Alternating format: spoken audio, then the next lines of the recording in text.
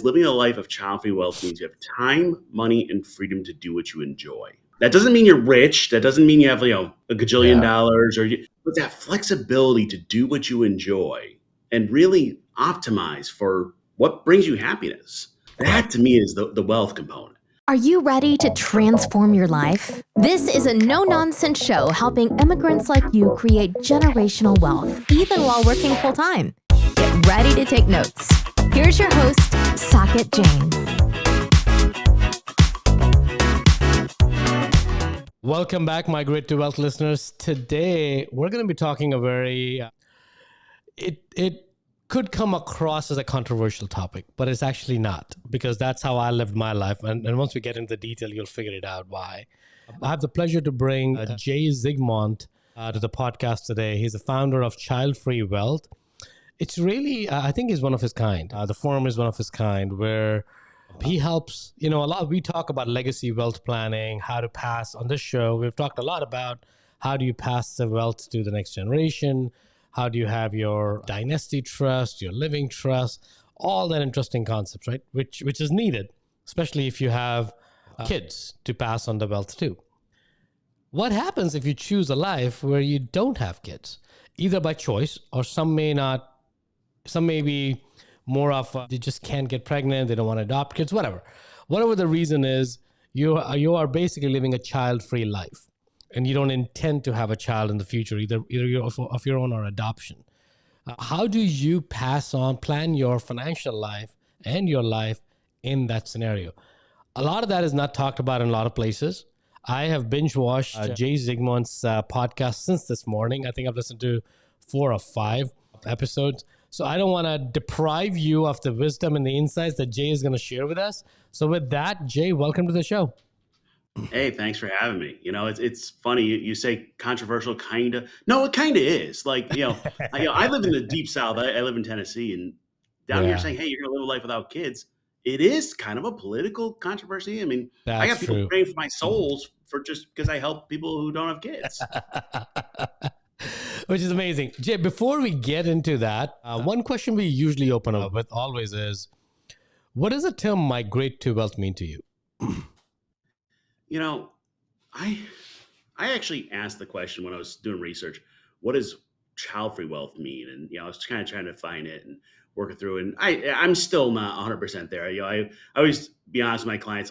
I'm talking about what to do best, but I'm not always perfect, And the way I look at it is living a life of child-free wealth means you have time, money, and freedom to do what you enjoy. Mm-hmm. Now, that doesn't mean you're rich. That doesn't mean you have, a gajillion dollars but that flexibility to do what you enjoy and really optimize for what brings you happiness. That to me is the wealth component. The dollar sign is just a scorecard in that case. But for me, I joke about it. I call it Marie Kondoing your life, getting rid of the things you don't enjoy and doing more of the things you do enjoy. That's the bonus. Yeah, no, and I love you're saying that. That's really what the definition of wealth is, because wealth is so subjective, and there's never enough money, right? That we all know that. It's a cliched statement, but we all know that you could have $1 billion and you want the next $3 billion. You could have $1 and you want the next $10. So there's just never going to be enough money for anyone. But the question that we're asking is that, what does wealth mean to you? And let's pause. And wealth would mean different to me with or without kid than to you with or without kid. Doesn't matter, right? So it's not because we're bringing kids into the conversation, the wealth definition will evolve completely different. It's freedom. What you talk about. Hold on. I'm going to challenge you on that. Let's talk about that. So most child-free folks, and by the way, definition child-free that I use is don't have kids, aren't planning on having kids, are embracing a die with zero approach. So they really want their last check to bounce. Now, I mean, I don't mean literally we're going to be zero, but as close as we can get. Very close. So in that case, when it comes to money, there's actually a point where earning more money is going towards a goal that's not yours. So I talk to my clients a lot about this because we have an approach we call financial business live early. And it's kind of dialing back work, doing the right work at the right time, right level. But at some point in a child-free person's life, every dollar they earn is going to their estate, which is not a goal for them. So it's actually not value added. Child-free folks instead of the net worth always going up, we have to bend the curve and wind down our Yeah. wealth. And in actuality, we don't always want the more money. And if you look at the data, Yeah. child-free people don't actually have much higher of a net worth. It was the census found when single childless women had a higher net worth by like $1,000, a couple $1,000s. It was Hmm. nothing. And you'd think we'd have more money because we don't have to pay for kids. But the answer is it's not the same goals. Our goal is Yeah. not to pass on money. So our goal is actually to bring our net worth down, which is different. So I think you're right. I think majority of them could be different, but let's push that a little bit further. So I think there's maybe segmentation within that as well, possibly, because there could be, and I don't know many child-free people. That's why I call it controversial. And if you know my story, I think we were talking about it before we went on air. Me and my wife, we've been married for 20 years. For the first 10 years, we didn't have kids, not because we couldn't, it's because we didn't know if we wanted them. And once you bring a child into the life, you can't return them. We knew that. So like, you know what, let's make sure we really want them before we have them. But where I was going with that was a segmentation. There could be that if somebody really has a mission-driven approach, right? Where let's say they can't have kids, not by choice, it's because they have a physical ailment. And if they have kids, they could potentially pass that gene on to the child, and the child could have an adverse condition. But in that case, they're saying, I don't want to have kids, but I also want to leave enough money behind me to make sure I can serve a purpose. Do you see a lot of that? Or that's just a check the box, make you feel good about talking? Where do you see that? So this is where I'm going to argue you are falling into what we call the standard life script trap, which is the standard life script says you go to school, you get married, you have kids, you buy them, you retire, you pass the money to secretary. That's so much in our culture that when we leave it, people go, I don't know what to do. So one of the things, child-free folks, we get a lot of the same questions over and over, and they talk, well, what's your legacy going to be? And here's the thing, it's not going to be a genetic legacy. Yeah. But I also can make more of an impact through my life in some ways than my money. So for example, True. I talked to child-free folks. I had somebody the other day I was talking to, and she's making a bunch of money, doing well, but she wants to leave her job and go be a librarian. Now she'll make less money for the rest of her life, but she'll make an impact on the people she's helping as being a librarian. True. So that assumption that the only way we can make money, make an impact is with our money or our genetics. Yeah, very true. It's not true. Very true. I've got folks where retirement's really not a goal. They're going to work their entire rest of their life, but they're going to cut it back. They're going to do what they enjoy. They're going to be in helping professions, whatever it is. And that shifts the entire financial plan. So much so, the way we do it, we plan for your life first, then your finances, then your taxes. Most folks start with playing with their finances. Correct. I have clients ask me, well, when can I retire? And I go, well, do you want to retire? And they say, no. Well, then why are you asking about retirement? Ask the question. Yeah. And when it comes to legacy and passing on money next generation, my nephews get whatever's left over. If they get 10,000 or 100,000, that's fine. If they get $1 million, I made a mistake because I could improve their life much more by helping them throughout their life than when I die. Very true. 100%. 100%. So it's a whole different mindset. Actually, Jay, I'm going to pause here for a second because I think what you just said is so powerful, even for people with kids, right? Because, and I'm gonna go off the script here. I'm going to speak in a language that may be foreign to a lot of my listeners, which is perfectly fine. I grew up in India, and there's a big saying there is an "Poot kaput to kya dhan sanche, poot saput to kya dhan sanche." That essentially means is that if your child is idiot, what's the point in passing the wealth? And if your child is great, what's the point in passing the wealth? Right? It's true in both conditions, and which essentially what you're saying is that I'm trying to borrow it from your child-free wealth approach. Is that if you're working like a dog, if you're working 20 hours a day, including weekends, and you're neglecting the impact you can have in your child's life, leaving them $20 million when you pass away is a different kind of impact. Versus if you're working 9 to 5, let's say I'm making numbers up. I don't know what the numbers are for everyone.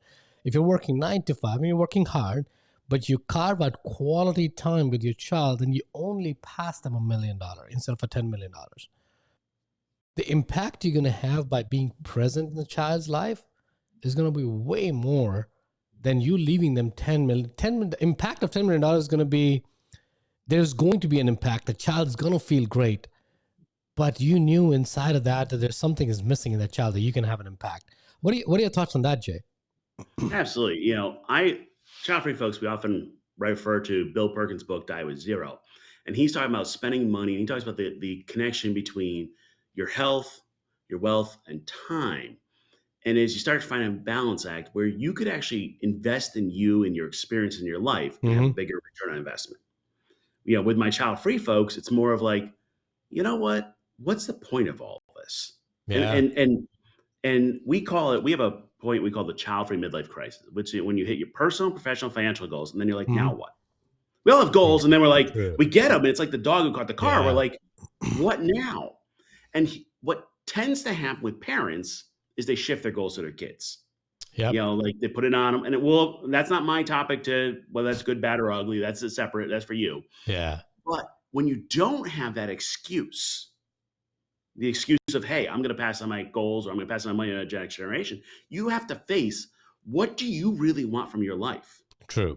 What do you really enjoy? Like you went to school, you worked hard, you went up the ladder, you're making a whole lot of money, but you're miserable.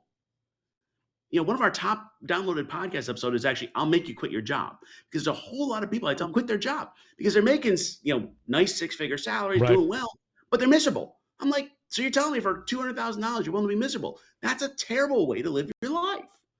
And if you don't have the excuse of passing on money to the next generation, you have to face, actually, do I really want to rise and grind? True. That is so true, because once you have a child, you're like, oh, I have to do this for my child. I have to save for college. So I have to work hard because of that. And that's just, you're hiding behind that. And I'm not saying that excuse is valid or not, but it's an excuse to not go introspect and not go deeper into that question of what is your life's purpose. Like we always talk on our show, is live life by design, right? So if you want to work less, figure out how to have your money work for you, right? Don't be actively involved in some part. Carve out multiple streams of it. There's multiple ways to do that. And you're an expert in yourself, so I know you know all that about it. But I think the goal is to, what kind of life do you really want to live? And we asked the question, what kind of legacy? But I think in your case, the legacy is really a weighing topic, because what kind of life you want to live today? Mm-hmm. Because you may or may not have a legacy, or you may not choose to live a legacy, at least in genetic purposes. But you can build a legacy while you're living. So I actually love this conversation. Let me challenge you. You know what? You don't have to leave a giant legacy if that's not your goal. Like 100%, 100%. People get stuck on this, like, because you're child free, you need to like achieve some giant thing in your career. No, you can just be happy and live your life. Correct. The way we say it is, we want your finances to be simple so your life can be amazing. If your amazing life is out drawing, and I had somebody who wanted to like start a business doing art with flower pots. Cool. That's perfect. I don't know what that means. It's probably not, but if you enjoy it, awesome. Yeah. And that's the difference. And our culture is just set on this hedonic treadmill. You got to earn more. We got to spend more. We got to earn more, spend more. It is. And you jump off it and you go, what the heck am I doing? Mm-hmm. And is it making me happier? Yeah. And that's a hard question. It's a hard question, man. I think a little bit about my story. I think we talked briefly. We may not have touched that point.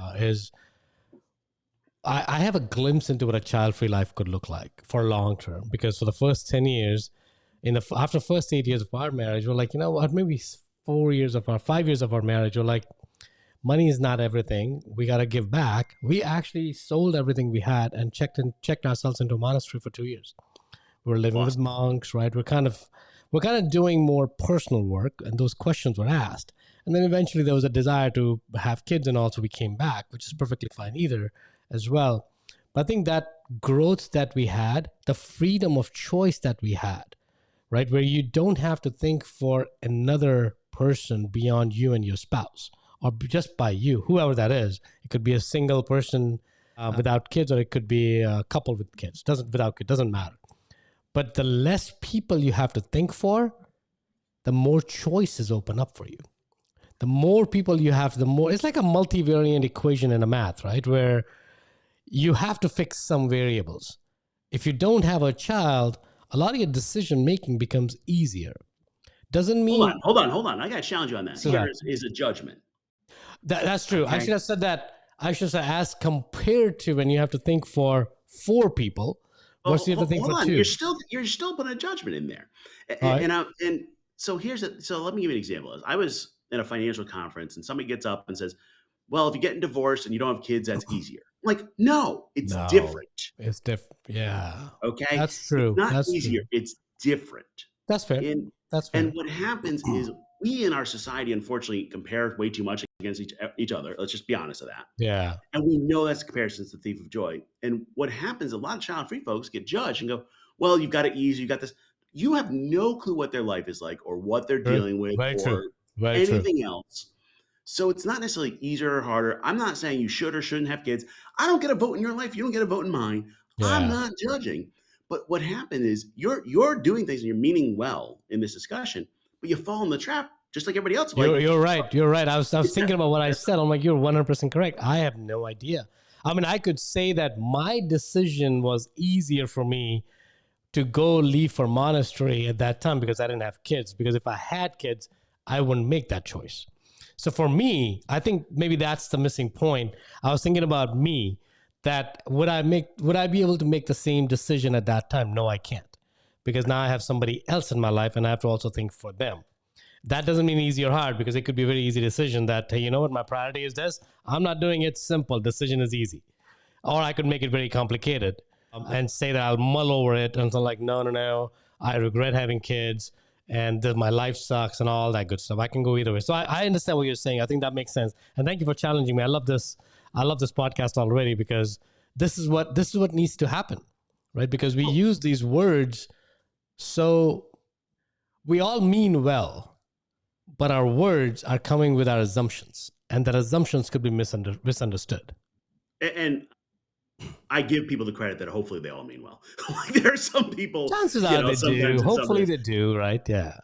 So we August 1st is International Child-Free Day, and people don't even know it exists, but it's kind of like Mother's Day, Father's Day. It exists, and to celebrate it, we did a billboard in Times Square to celebrate what people's lives are like being child-free. We said, "Hey, International Child-Free Day exists," and like somebody on social media is like, "Hey, you're part of a globalist conspiracy to depopulate the world," and blah blah. And I'm like, what in the world are you like, huh?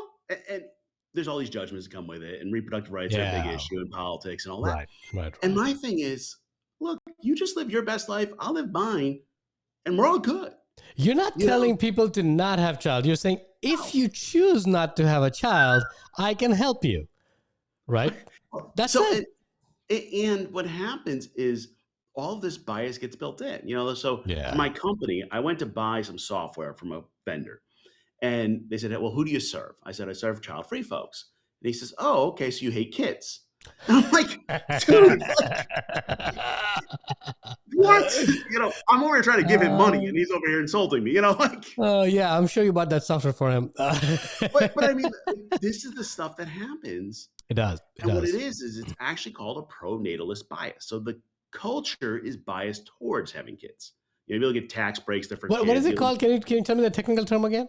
Pro-natalist bias. Pro-natalist bias. Pro-natalism is, in favor of having kids. Yeah. So let's give a great example. So, if you look in India, there's a lot of generational housing. Definitely. So one of my colleagues, we had a conference, we got a child-free convention. They were talking about this, and they said, look, because I'm not doing the next generation, I don't fit this mold. And I'm going to have issues of who takes care of me when I'm older, and how do I do it, and what's my structure of the family, and all these things that are built-in assumptions. Yeah. That we don't even think about. It's just expected you follow this path. And now you take a hard right turn off from the standard life script, and all of a sudden people are like, what's wrong? Why can't you have kids? What's wrong with you? What's wrong? And they start judging people that are choosing not to have kids. They start pitying people who can't have kids. All of this stuff, and it's like, listen. Oh my God, Jay, I'm reflecting back on the first 10 years of our marriage, including my mother-in-law, my father-in-law, my sister-in-law, my mom, my dad. They're like, you're going to regret not having kids. There's going to come a time where you can't have kids. Be sure that you really don't want kids. I'm like, yeah, at that point, It's okay. If you don't have kids, we don't have kids. Even if we want it, if we want desperately enough, we'll adopt them. Big deal. There's tons of kids without parents. But if you really, really want it, but I don't want to bring a child because and it's kind of interesting, the conversation. I'm like, okay, why should I have kids? And I'm like, maybe I'm missing something. Can you tell me who's going to take care of you in your old age? That was the biggest question, that Saket, who's going to take care? You're going to get old at some point. Who's going to take care? I'm like, so bring a child just so that they can take care of me in my old age. If that's the only reason, there are probably other ways to help me take care of my old age. There probably are. Hold on. I got to answer this one because we get this all the time. Who's going to take care when you're older? And by the way, this is actually one of the things we work on in a company. We work on, we have a product coming out that's going to be medical power of attorney, financial power of attorney, executive for people. We got that. Yeah. But here's the actual data in the U.S. The U.S. Census looked at adults over 55, and they were looking at childless versus having kids. And they found that of childless adults over 55, 2.5% got any financial support from their family. So that's like nothing. Right. But in the same sample, 55 and older adults in the U.S., 1.5% of parents got any financial support. So for all you out there assuming your kids are going to do this, yeah, they're not. They're not. They're not. They're not. I don't think it's a safe assumption to put that burden on a child to begin with. It's not. It's not the right thing. And then they'll say to us, "We're selfish for not having kids," and I'm like, "Where are you selfish for planning on your kids?" You're very selfish. Correct. You're forward thinking. You're strategically manipulative. That I want to have you bring in my life so that you can take care of me in the future. No, I'm with you, man. I'm 100% with you because I've lived that question. Now, for us, it changed for good, and we love that life too. We love that life as well before kids, and we love our life right now. So I would never tell to anyone what they should do. But I think the question is, what I would say is that for all my friends and my listeners and my clients who are thinking of having kids, I would highly recommend ask the question, why do you want to have kids? Not saying having a child is good or having a child is bad, or not having a child is good or not having a child is bad. Ask yourself a question, because you will do yourself and your child a disservice by not knowing why you're having a child. Like for same thing, if your spouse asks you, why do you love me? You better have a good thought out answer, not because you want to earn brownie points, because you have to live with that person for 30, 40, 50 years, hopefully for the rest of your life. And if you just say, I don't know, well, that means you just haven't thought hard enough, right?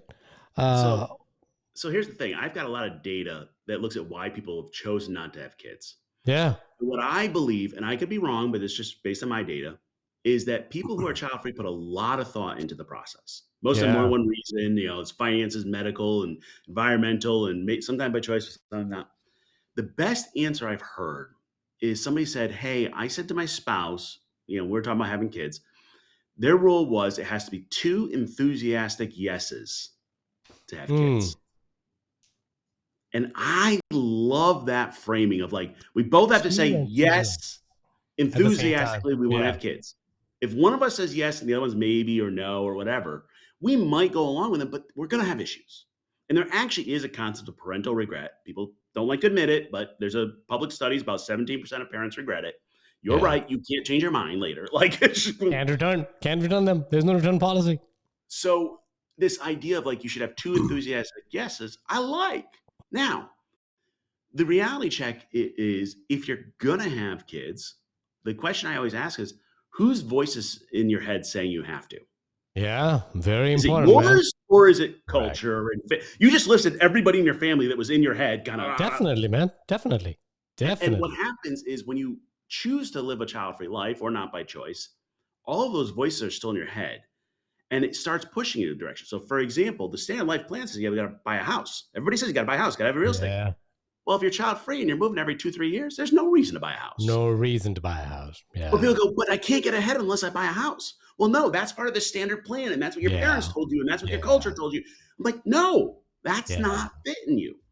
Man, my wife would love you because that's the conversation we always had. We should have a house. And she grew up here and I grew up in India, right? So she's like, why can't I have a house? And I have a pretty bad tendency of pushing people. I'm like, why do you want a house? I'm not questioning the choice. I'm saying we should have a house. That's perfectly fine. But let's answer the question, why do we want a house? Because if we want to live the lifestyle, we've changed 25 addresses in 23 years. So if somebody looks at our track record, we're going to move, right? That's the only thing I know. So us buying a house, if the house is to give kids stability of location, our track record is not there, right? So are we now, if we're buying the house, are we buying the house, to your point, is about somebody else's script in your head?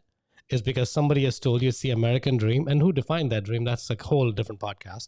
We can talk about that, but you're 100% correct, man. I mean, I really think, Jay, that what you're doing and what you're talking about, it's actually the same thinking principles if people can bring in, even when they have a child, actually they're going to live a very elevated life, right? Because they're going to bring their child in an environment where if I can challenge my own thinking, that's the only way my child's going to know to challenge their thinking, right? If I'm saying, let me follow my script, but my child, you have to be perfect. Why are you doing this? Why are you making that decision?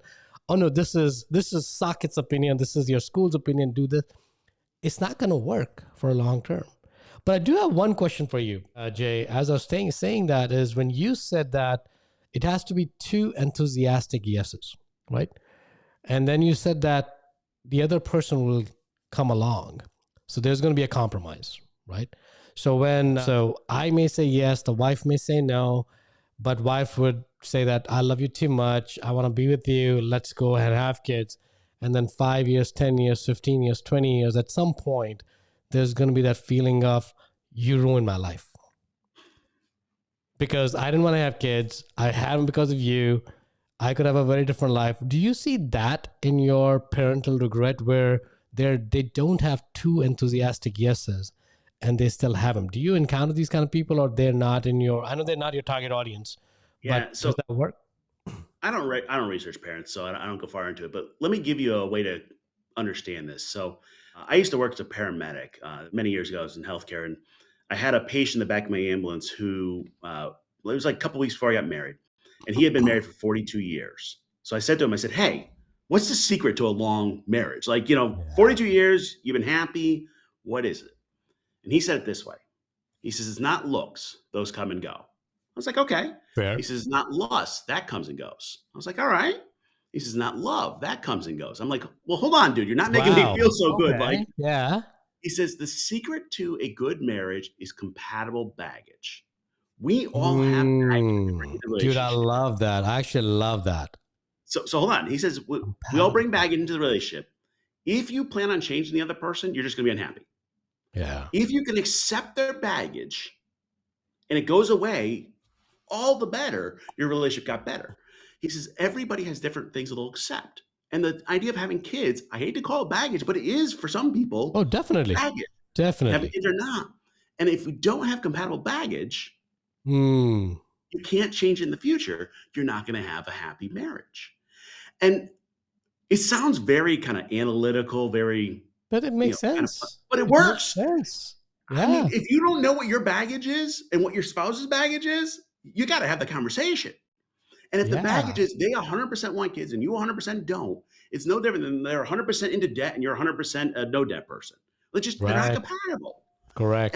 And eventually all that other stuff is going to wear off. Yeah. And it might come and go and it might wane, wax and wane, but and I think what happens is child-free folks, about 32.7% will never marry, but they might be in long-term relationships, but never legally married or other things. Like we're looking at alternative family structure, whether it's groups or friends or whatever, because it's whatever works and it's the baggage that works together. And it's really interesting when you start pulling it apart. Dude, I love this conversation, Jay. This is provoking a lot of questions in my own head. It's the question of why, right? Curiosity of your own life. This is where, I mean, it's the conversation that's triggering it, but the questions we're asking, they're valid questions. And I think, you know what, one part of this could be because child-free lifestyle, I'll call it as a lifestyle, is so controversial that you're challenged at every single step. If you make a decision for not having children, not by choice, is because people love to share their opinion. They share with me, so they'll share with everyone. You have to, you're forced to think hard. right? You're kind of put in that position of power. It may come across as a weakness, but it's actually a position of power, because these people who are challenging you, they're forcing you to think, to make sure that you have Yes. thought through that. So let me kind of go one structural one. So one of the ones I've been working on, and we got a product coming out later this year for this, is the question of who is your medical power of attorney, financial power of attorney, executor when you don't mix a kid, which is a huge problem. And what happens is right now you go to a trust company if you have like 10 million or more, you have to have a lot of assets. Some states, an attorney will do it for you, but if you're moving like you do, well, that's not helpful. Not going to work. So we've actually created a structure we're building for this to solve for child-free folks for who makes decisions for us when we can't. And I was explaining this concept to my peers, all the other financial planners. And I said, okay, here's the thing. They're going to pay X amount per year. We're going to be their power of attorney. We're going to handle all their executor. We're going to handle all it for them. They don't have to worry about it. And one of the people said, hey, I work with parents and they'd love to buy that product too. Because then they don't have to rely on their kids to do it. They don't have to rely on. Right. And I said, great, but I'm not selling, that's not my client. I'm not, but like, it was just, we have to solve it for child-free folks. We do. But then the parents are like, that's a great solution. I don't have to be a burden. I can rely on a fiduciary to make the decision for me. 100%. 100%. But it wouldn't have come up as an option because parents have a default choice. Correct. Where we don't, so we have to decide it. See, this is where I love this contrarian way of living. When I say contrarian, not a good or bad, it's a different way of life, because majority is going towards having a child. And we have this population who's choosing to be child free, right? Their challenges, because it's like how the innovation happens, right? If Mark Zuckerberg said that, what was that tool called? I can't even remember the tool before Facebook, whatever it was. MySpace, thank you. MySpace works, I don't need to reinvent it. Or Airbnb said Craigslist exists, I don't need to do couch swapping. These innovations wouldn't have happened because they put themselves in a position where what if? And the child-free people are asking, what if we don't have kids? What if we don't want kids, right? What if we make a choice? And it's an experimentation, it's a game. And then you try to solve these problems. The products that come out of it is not just for that population at that point, because you address the need, which you're 100% correct. I'm like, do I really want to put my kid into a situation where they have to decide, don't ventilate me? Can they live with that decision? Right? Because I had to make that choice for my mom. And every single morning I wake up to that, I'm like, I killed my mom. Right? Now, she would have chosen it, but I can't get over that feeling. Now, do I want that burden on my child? Right now, I have no other option but to figure that out. Right? Right now, I'm like, okay, that's the only option I have. I'll worry about it later. Who knows if I'm alive at that time or not. But having access to a product like this at least opens up the option, saying, you know what, maybe Jay is not offering it, but maybe somebody will copy Jay's model and figure it out for people with kids as well. So I love that. And thank you for sharing this product. I think it's a great product that you're working on right now. Well, and what happens is, we really are at Childfree Wealth. We're creating a category that doesn't exist. Okay. The actual truth is, in financial planning, there's not much innovation. There's iteration. Small changes, more, using more technology. But the child-free life and financial planning process we use is completely off the script of everything else that exists. Right. We're an advice-only planner. We don't take over assets. We have a flat fee. We have a lifetime structure where we're taking care of them. Literally, my company's going to bury me. Like literally, and what happens is when you're doing that, it's good and bad. The good is it's a blue ocean, man. You can make whatever you want. Whatever. Yeah. The bad is you got no script, you're making it up, and and I'm on a version 5 of our product or whatever, and the need is huge, and let's give you the numbers. So right now in the United States, there's somewhere around between 20 and 25% of the U.S. is child free. I didn't actually realize that 25%. Yeah, so the That's best a pretty results, big number. the best data we have comes out of Michigan. They did a statewide one of this. They asked, do you have kids or not? Do you want to have kids? Are you ever planning on having kids? Okay. And so child free are no on all those. I'm never having kids. And they found 20% were child free by choice. And another about 4% were not by choice. So it's about 25% total that don't have kids, not planning on having kids. 25% of the US is living this life. There's one financial planning firm dedicated to serving them. Jay, wow, man. This is, I thought the number was quite smaller, at least in my head, but I have not researched it. So let me give you a 25% is a big comparison. number. So here's a comparison to help you. That same study found about 8% of the population was LGBTQ plus. So we're like triple the size of that community. And by the way, there's a lot of overlap between the communities. Correct. Nobody would have guessed that we're 3 times the size. No, I mean, 1/4 of the population is choosing not to have kids. And that number has gone up since Roe was overturned and some of the reproductive right issues. So, right. And you go to other countries, you go to Japan, it's 1/3. Yeah. You have these huge populations. And what's happened is in the financial world, we're still like treating everybody like, I've actually done research on this. Like what happens when child-free folks go to the standard financial plan? Like, well, you'll change your mind. We're just going to plan like you have kids. Like it just put them back in that. Sell you their trauma, they can't sell you life insurance. Yep. Right. They're like, who do I need life insurance for? Yeah. It's just useless because most of them, you're not taking care of the kids, and chances are both adults, if they're married or if they're living together, they're working. Right. So even if one passes away, you don't need the income. You don't need the income. Correct. So there's no college education. There's no marriage. There's nothing. Well, so let's go one more. So if you go to a standard financial planner, they charge you 1% of your assets under management, something like that. That financial planner, their goal is for your net worth to always go up. Child-free folks, I already said that goals go down. There's a built-in conflict of interest. Yeah.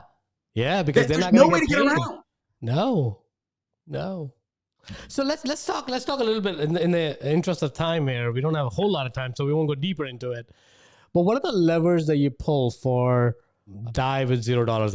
I'm making it up. I don't know what the right terminology is. How do you plan for that? Yep. So here's how we do.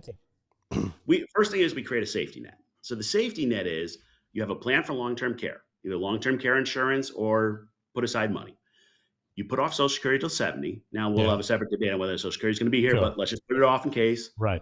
And a little cash cushion, a little just kind of like just in case whatever happens.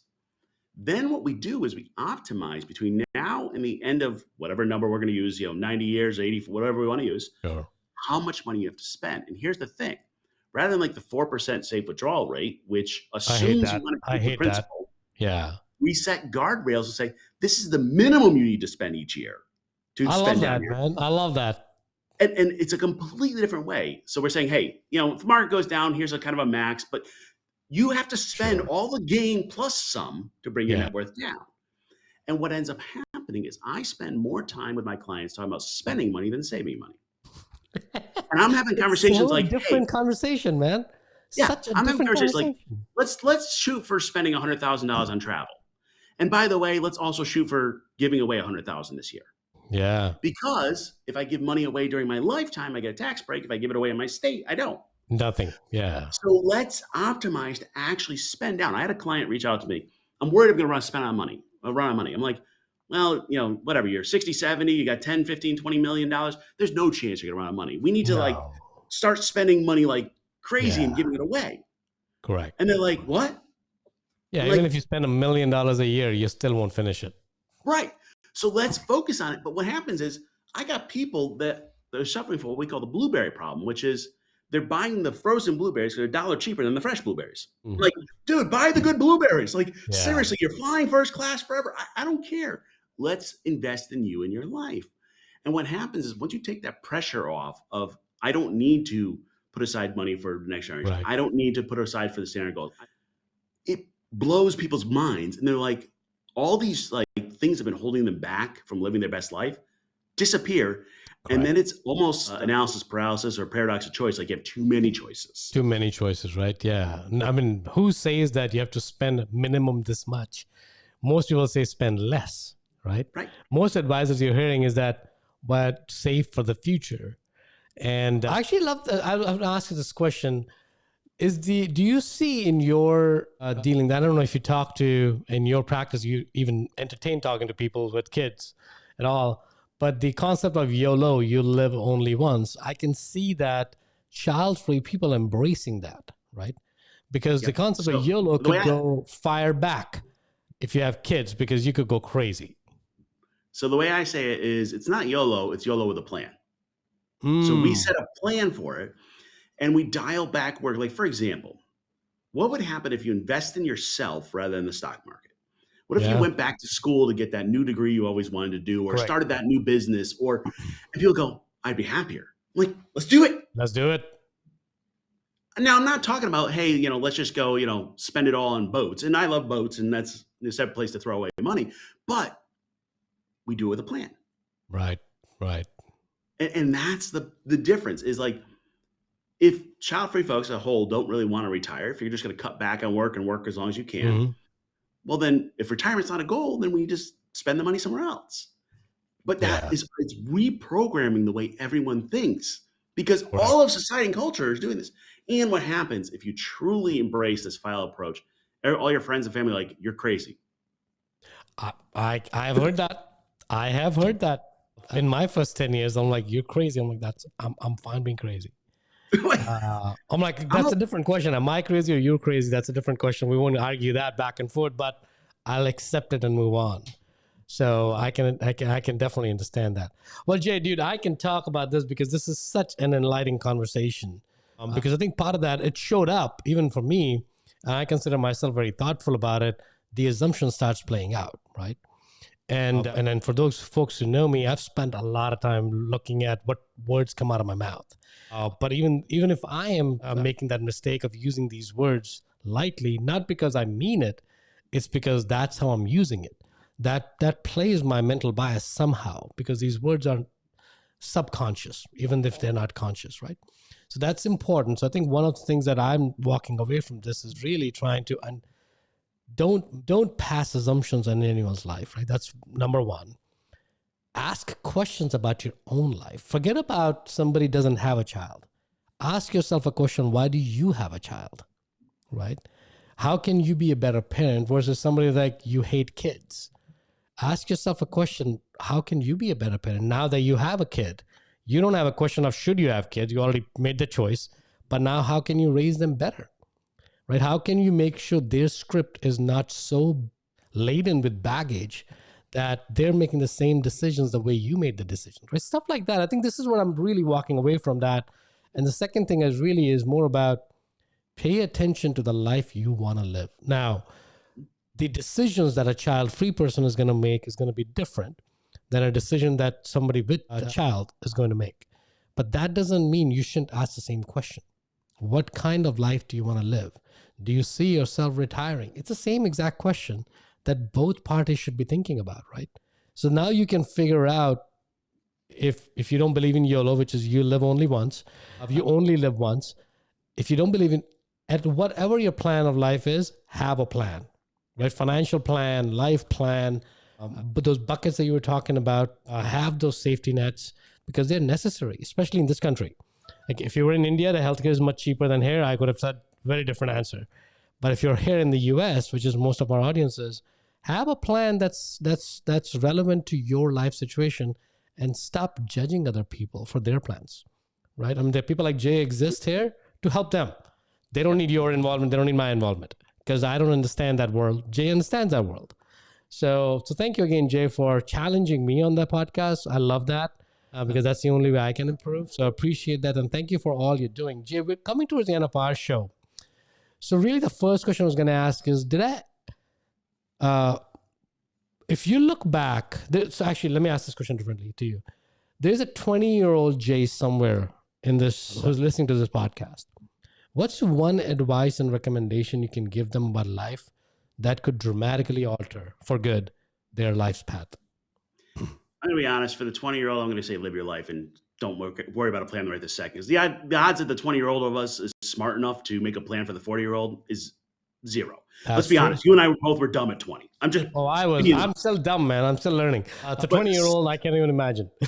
I think in the bigger picture is you plan for your life first, then your finances. I love that. Too many people do it backwards. Yeah. And you can absolutely run out a financial plan and get to the end of it and go, that was not where I wanted to go. Mm-hmm. So instead, if you figure out where your life want to go, you can figure it out. And I had somebody who went to school to be a medical doctor, and I was working with them. Come to find out, he didn't want to be a doctor. His family wanted him to be. Oh man, now that's the worst kind of doctor. I never want to go to that doctor. He actually ended up quitting his residency and going to do art because that's where his passion was. Good for him. But he Good didn't for him. figure it out until he was in residency and already spent a whole lot of money. Like, take the time to go, what do I want, not what everybody else wants. Yeah. What are the voices in the head versus what's your voice? Correct. And by the way, whatever you pick, you'll change. That's okay. Yeah. It's just you have to optimize for you, not for others. Love that, Jay. Jay, next question, and I have a very strong feeling you have thought about this as well. Where do you feel humanity as a whole is struggling right now and it should migrate towards in the next few decades? And you only have a few minutes to answer, not the whole podcast. No, I'm sure I think you have a detailed answer. My biggest issue right now is I think we have too much comparison and too much information out there that we don't know how to handle.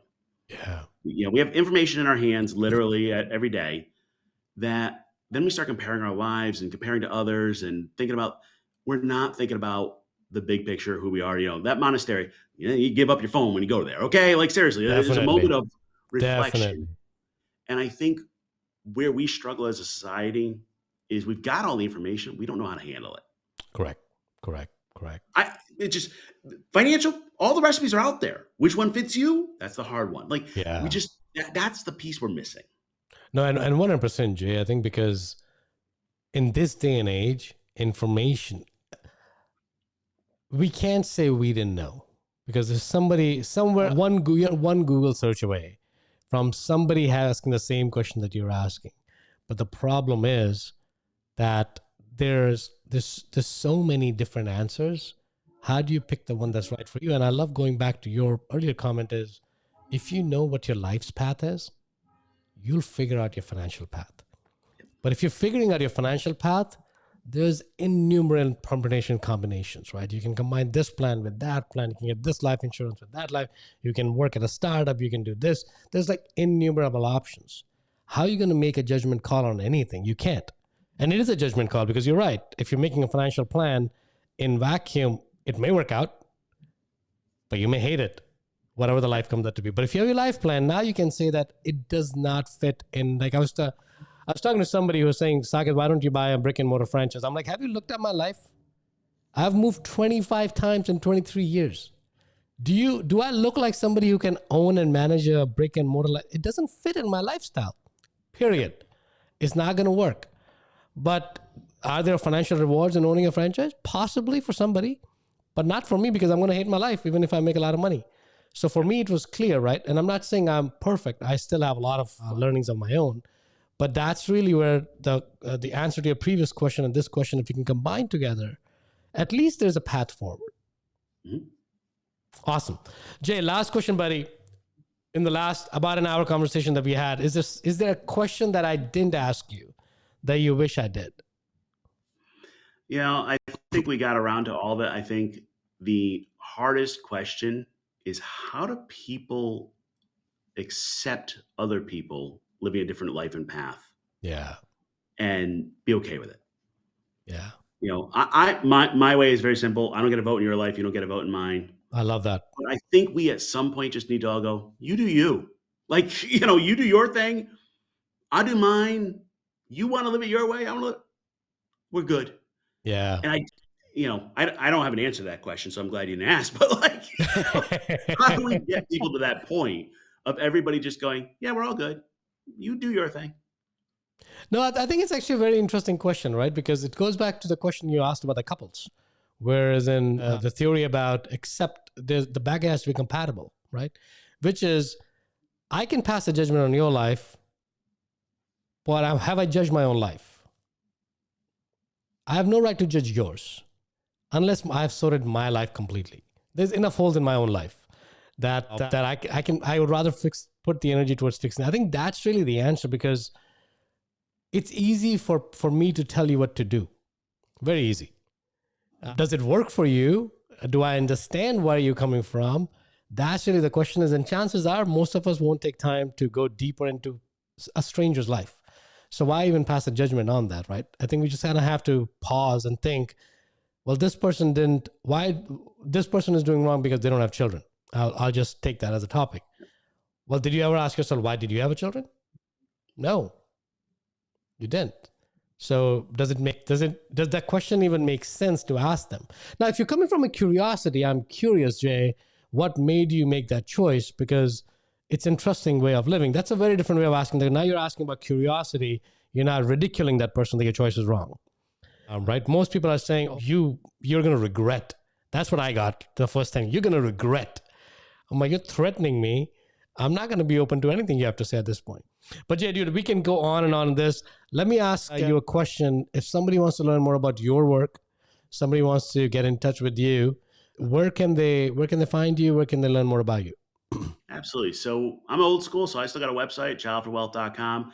On most of the socials, we're not on Twitter because they decided childless folks shouldn't have a vote, or at least that's what Elon Are you said. serious? Oh, absolutely. Oh, yeah. Oh. It's a whole story there. He thinks we're evil. Wow. Okay. I had no idea. We have the Childfree Wealth podcast everywhere you get podcasts, and you can get a free copy of my book, Portrait of Childfree Wealth, at childfreewealth.com/book. Awesome, Jay. We'll make sure that stuff is included in the show notes below for the listeners. Do watch it. Do consume the podcast. I just heard 3 or 4 episodes, and I'm hooked. Not because I wish I didn't have a child. It's because the questions and topics they're discussing that it makes you challenge your own thinking. Even if you have kids, it doesn't matter. So I think the podcast is not just for child-free people. It's for everybody. It's just targeted towards child-free people because you need to do that. So I understand that. Jay, thank you, buddy. Appreciate it, man. Thanks for having me, and I appreciate your willingness to dig in and question your own thoughts. Of course, dude. Yeah, that's what I love about podcasting. Awesome. Thank you. Jay, hold on one second, man. Yep. If you got value from this episode, you might consider sharing this content with a friend. But most importantly, be sure to take action on what you've learned. One way you can take the next step is to connect directly with Socket on an investor call. That link is waiting for you in the show notes below.